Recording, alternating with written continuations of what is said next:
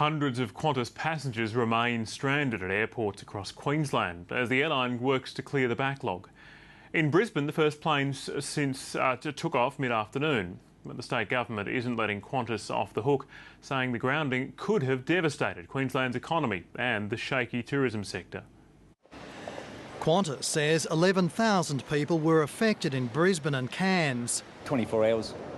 I just slept rough in the airport. But the Brisbane Airport Corporation says 35,000 people were inconvenienced. My flight home was with Qantas on Sunday.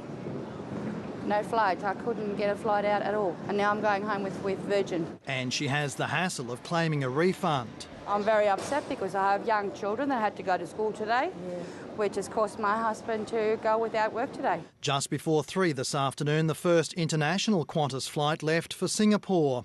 A quarter of an hour later, another plane took off for Sydney. It is a stress for all of us. At Community Cabinet, the Premier condemned Qantas for hurting the state's tourism industry, still struggling after the floods and cyclones earlier this year. They've just started to get back on their feet, and this is a kick in the guts. Ultimately, had it gone on, it could have really ground tourism to a halt. The Deputy Premier says the risk is the continuing fallout. The long-term impact here is going to be on the damage to brand Australia caused by this extreme reaction over the weekend. Frankly, one would wonder why aeroplanes have to be pulled out of the air.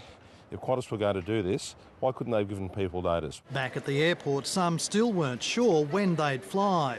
Who knows, you've kind of come to expect Qantas giving you bad service. We plan to fly to Cairns, but now we have to stay here. Some passengers blame Qantas for the debacle, others the unions. I blame both. I mean, why do they need to do that? The airline says flights should be back to normal in Queensland by Wednesday. James Kelly, ABC News, Brisbane.